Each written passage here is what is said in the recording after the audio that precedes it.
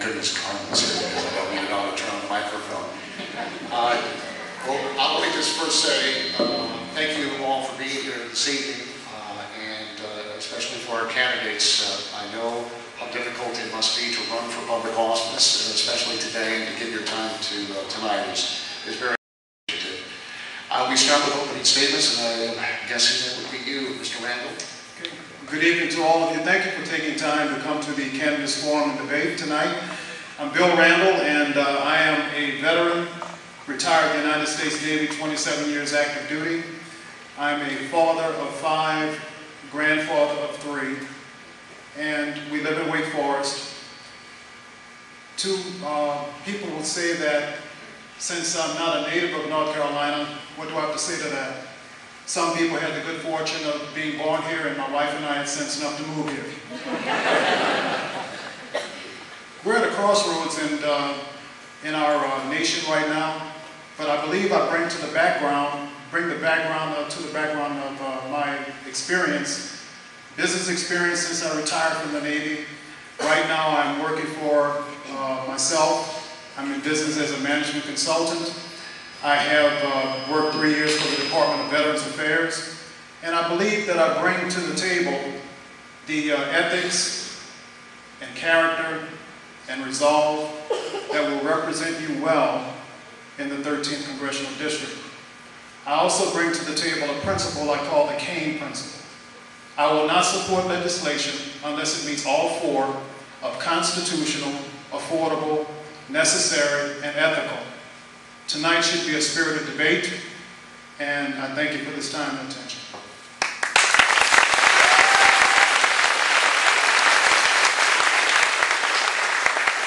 Mr. Holding, your turn. Thank you very much. I'm George Holding, and I'm a proud father of 4. My daughters are 12, 10, 9, and a little boy who's 17 months. And I wish they were here tonight. They would have loved the barbecue. Folks, our problem is simple, and it's politicians. Politicians who mislead us, politicians who will say anything to get elected, politicians who spend and borrow, then spend and borrow more. When I was your United States Attorney, I prosecuted corrupt politicians. I saw how they make backroom deals and trade government favors for campaign contributions, all in an effort to get reelected. And I fought to stop that kind of politics. Not long ago, Obama released his new budget saying he cut trillions in spending, but there's not a word of truth in it. Obama's budget has more spending now, more debt now, more deficit now. The cuts come years later, if at all. Obama also says it's a $1 trillion deficit, but that's not true either. He doesn't count unfunded liabilities for Social Security and Medicare, which adds trillions more to the real deficit. You know, Washington politicians vote for stimulus plans and earmarks, and state and local politicians spend it. And when they finish spending it, they get lobbyists to go to Washington and ask for more. As U.S. Attorney, I fought corrupt politics in the courts, but the way to stop corrupt politicians in Washington is not in the courts, but it's at the ballot box. And this election is how we are going to stop and change politics in Washington. And this election is our opportunity to go to the ballot box and give Obama and his cronies and his politics the boot.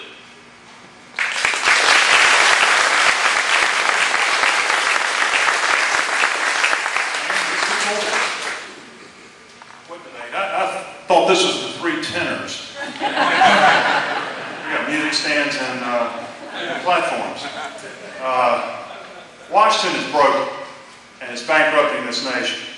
We're entering our 4th year of annual deficits exceeding $1 trillion under President Obama.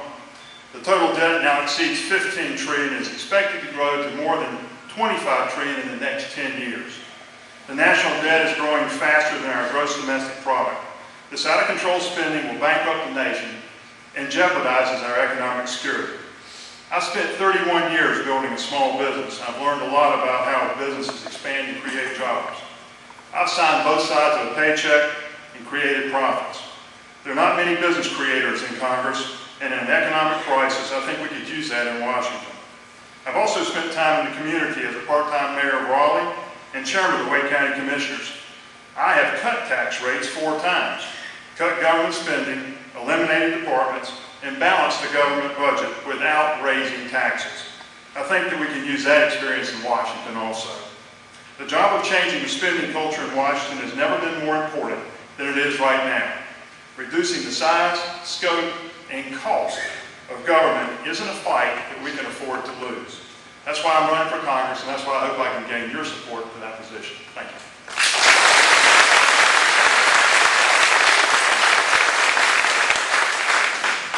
I'm so glad I'm not the only person who doesn't do the rule thing, okay?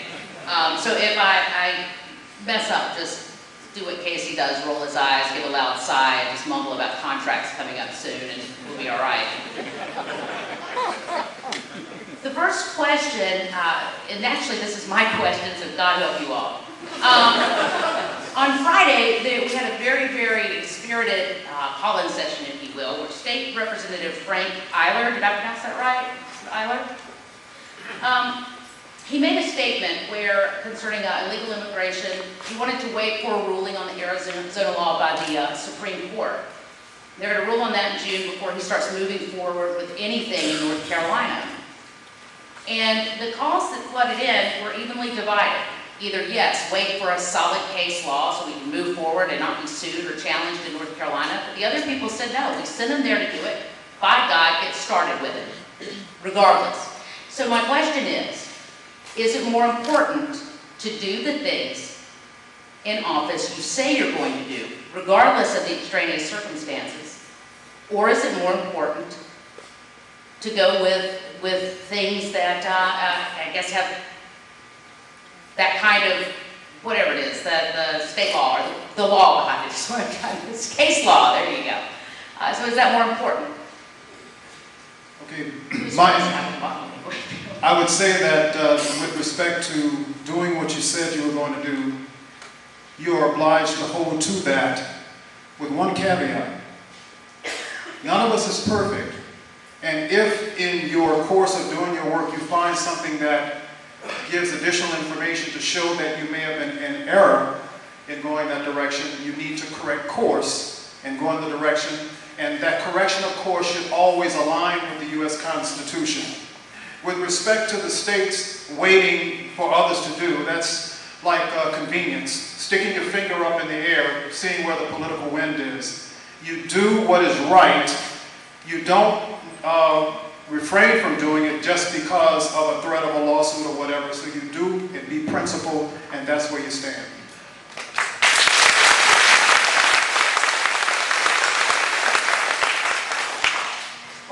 Yeah, politicians like to do nothing more than punt.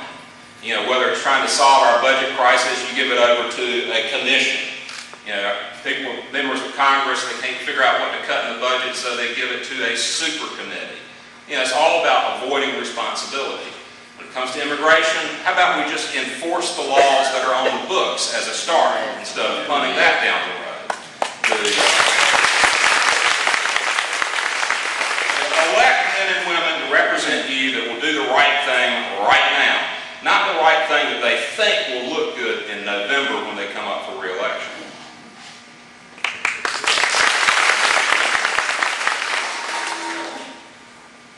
We didn't deal with the problem of immigration 20 years ago. And if we don't deal with it right now, 20 years from now, we'll still be dealing with it. It is very important that we take that issue and deal with it now. So that is important, that we seize the moment and do what we need to do. And I agree with the other two. You've got to take your principles to Congress and you've got to stand by those. When you tell somebody you're going to do something, they expect you to do it. We're so tired of watching people go to Washington, say one thing, and then do something else.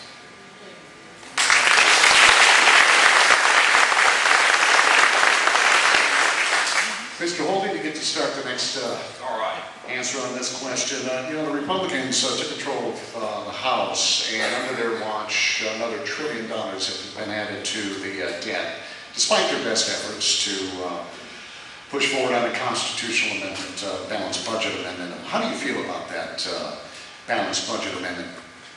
Well, I think a balanced budget amendment would be a wonderful thing. You know, it's unfortunate that people in Washington wouldn't strive for a balanced budget without having an amendment. But at least an amendment will try to keep them in line.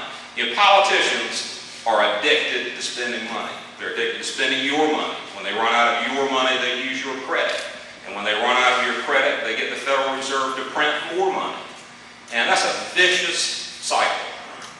And it has to stop. The day of reckoning is upon us. And we as conservatives need to use that day of reckoning to go to Washington and make fundamental changes, fundamental cuts on the entire scope and nature and role of the federal government, and get back to what our founding fathers intended for the federal government to be, which is a limited, divided government that does not control our daily lives in every facet.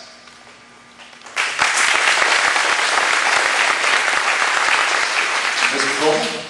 The Republican Study Committee just came out with their ideas for how to deal with the budget crisis, and the thing that they spoke about once again was cut, cap, and balance, which goes right to the point, Bill.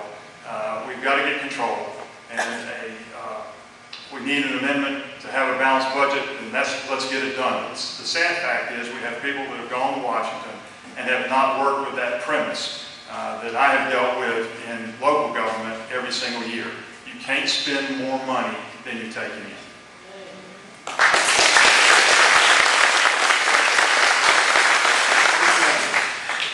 I believe that a balanced budget amendment is only a good start. You remember what Ronald Reagan says, our government is too big and it spends too much. If we in our households operated to just make sure that we paid or is spent exactly what came in, that's not good planning.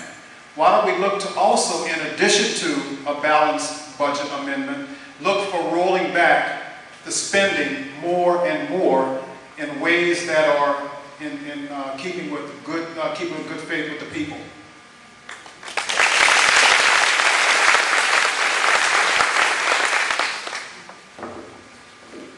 And just for the record, I was not texting, I swear to you. I'm trying to find the questions on my iPhone that I now can't read. All right, now I believe, Mr. Coble, you can start the next round of questions. At the end of the day, someone's going to win the primary, two someone's are going to lose. With all the inter-party, this mudslinging in this particular race, how will the party reunite after the primary to elect the Republican candidate? We've got a problem starting with the presidency, with the primary candidates we have for Republicans all the way down the ballot. But when the time comes to do what's right for this country, we're going to pull together at every level and make sure that we take on the Obama administration with the best people that we can send. And it's going to be incumbent upon every candidate to get behind whoever the nominee is and support them to make sure we win in November. This election is the most important election that we have faced in this country in a very long time. We cannot afford to allow ourselves to be divided and not beat Obama in the fall. That's what's going to be so important.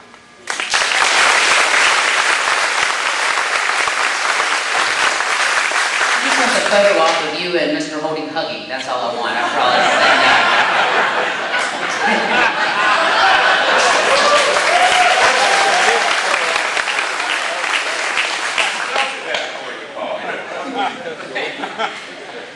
Okay, I believe Mr. Randall? Wait, is Mr. Randall next? Yes. Again.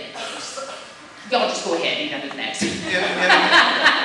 In addition to looking to unify the party, we need to go beyond that and win the hearts and minds of those who are still sold on the Obama machine and the Obama message.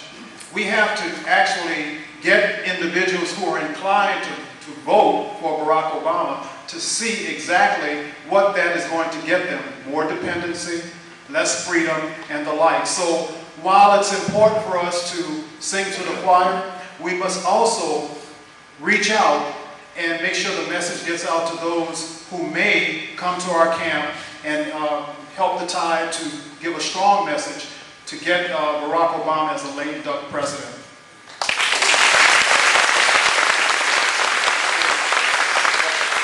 2012 is it. It's now or never. The country's at a tipping point between takers and makers.